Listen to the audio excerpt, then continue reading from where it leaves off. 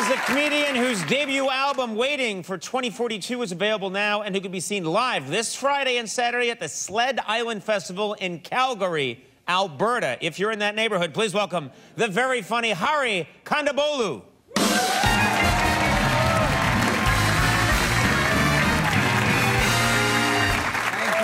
Thank you very much. So great to be here. So before we begin, I'd like you all to know that the theme of my set tonight will be colonialism.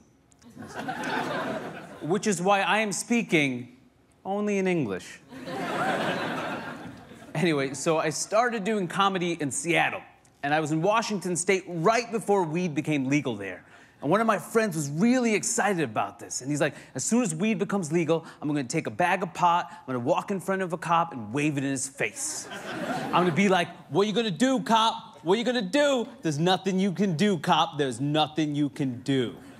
It should be noted at this point that he was obviously high at the time. And I think it's also obvious that he was white.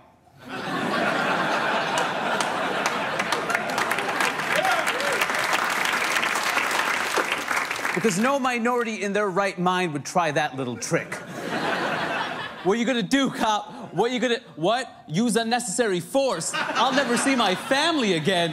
The classics. I was at a restaurant recently. I was overhearing the conversation at the table next to me. This man was angry that the waiter was speaking Chinese. It should be noted at this point, we were at a Chinese restaurant. If there's one place where a waiter should be allowed to speak Chinese, it's at a Chinese restaurant. Let a waiter speak Chinese at a Chinese restaurant. You don't think it's humiliating enough that he has to pretend sesame chicken is a real Chinese dish? And of course, General Tso's chicken, named after that famous general, Tso, who died valiantly fighting to get the seeds off the chicken. It's the same dish. Why do we pay more for seeds? Why don't we bring our own seeds? So I was overhearing the conversation further, and this man was making a brilliant argument about why English should be the national language of this country. Here's his argument. When in Rome, you do what the Romans do. That was the whole argument. He used a cliche, which offended me because I have really strong opinions as well, but I try to justify them with facts and logic, right?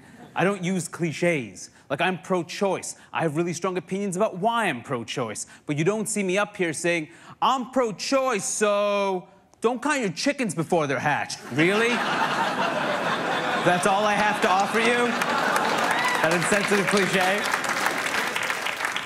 When in Rome, you do what the Romans do. Doesn't even make any sense. Because Rome was an empire. You didn't go to Rome.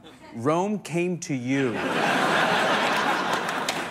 Amazing. People using cliches to justify bigotry. People do this all the time. How do people justify homophobia in this country? You know, it's not Adam and Steve. It's Adam and Eve.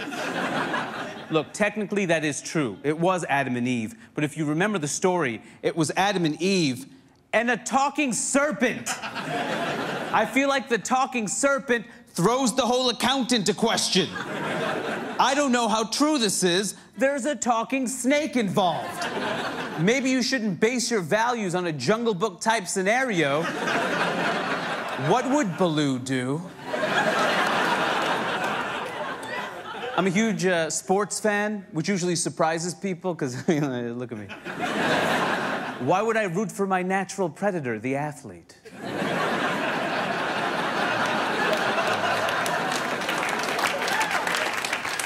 But I'm a huge sports fan. My favorite sport, of course, is chess. Huge chess head. Huge chess head. I was playing recently. I was losing. I had me, the king, and a pawn left. The other side, if I remember, had 2 rooks, 2 bishops, knight, king, queen, like 4 or 5 pawns. I think there were some weapons from Clue on the table. Battleship. Look, it wasn't looking good. I turned to my friend, I'm like, hey man, you're obviously gonna win. Let's just sign a peace treaty. He wasn't interested. I'm like, come on, man, you already killed my wife. That was messed up. Yeah, we killed your wife too, but somehow one of your pawns came over to my side, turned back into your wife. You're using sorcery. This is more of a checkers audience, apparently.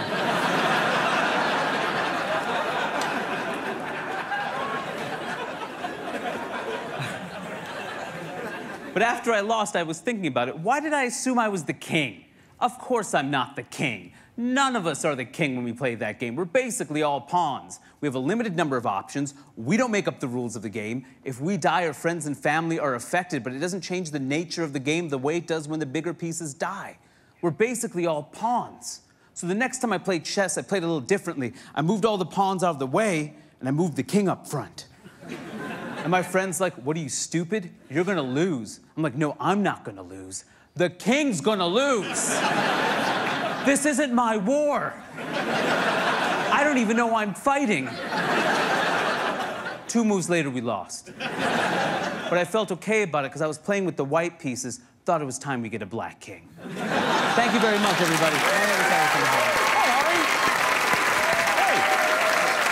So well written. Thank you. Great. Really good stuff. Thank you. Hey, Kondabolu, ladies and gentlemen, that's our show. Stay tuned for the Beat Home Show. Good night, everybody.